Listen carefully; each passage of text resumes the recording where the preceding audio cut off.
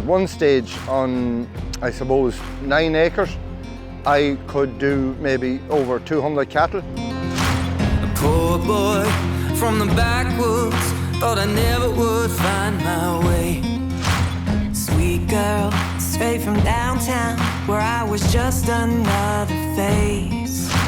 My name is Patrick Smith.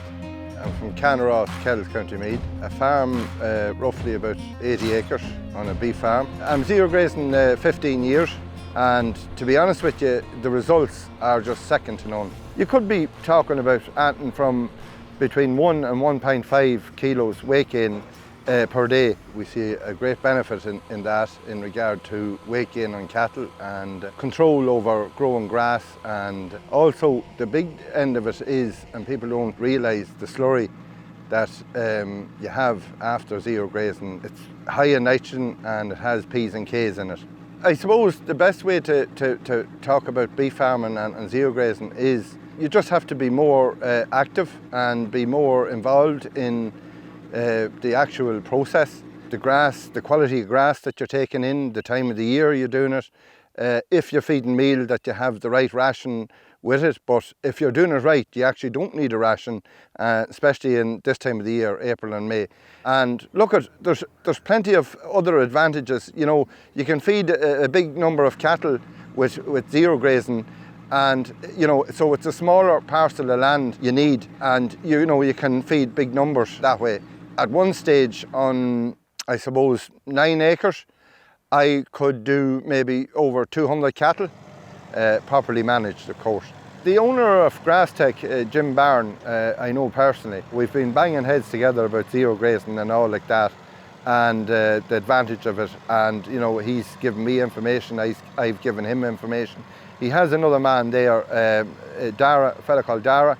He just blows my mind with the information that man has, and how they design, you know, their tanks and their trailing shoes and all these extra things that I never knew went on a slurry tank.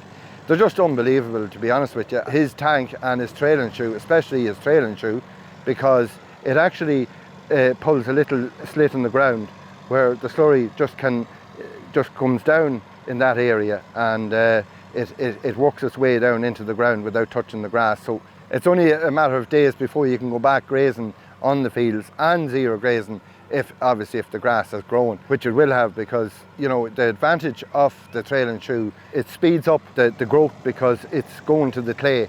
It's not going to the grass. You have the tilt and you have the pressure going into the ground where it cuts the slot to let down the slurry.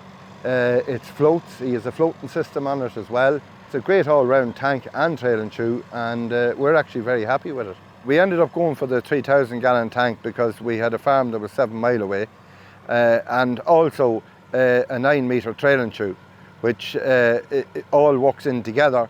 You do need a 9 metre with a 3,000 to, you know, you're not going too fast, you're just going at the right speed, and especially, you know, when you're going down hills and up hills, speed has everything to do with it, to get you across the hills and everything like that. There's actually 2 tanks in that tank. There's the front tank and then the back tank, and the back one is 2/3 and the front one is 1/3, where this system holds the slurry up in the front of it. So when you go down the hill, that you have weight on the front of the tank that transfers to the back of the tractor to get you over the hill. So like, this tank is just, you know, it's made for this farm, to be honest with you. And Jim had a lot to do with all those different specs and that. She's twin axle, so she's solid on the road. You know, she has the heavy duty axles and the heavy duty brakes.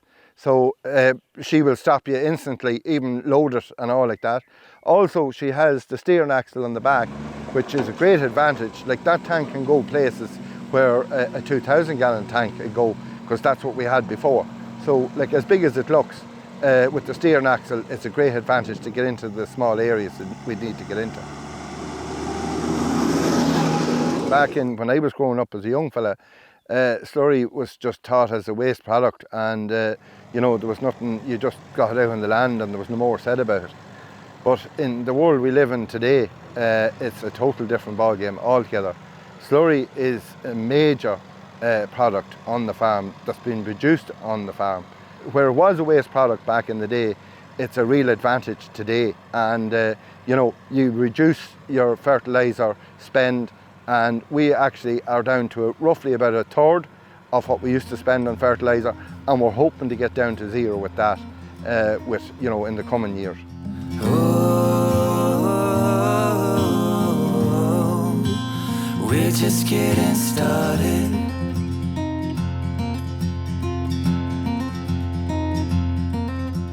Oh, we're just getting started.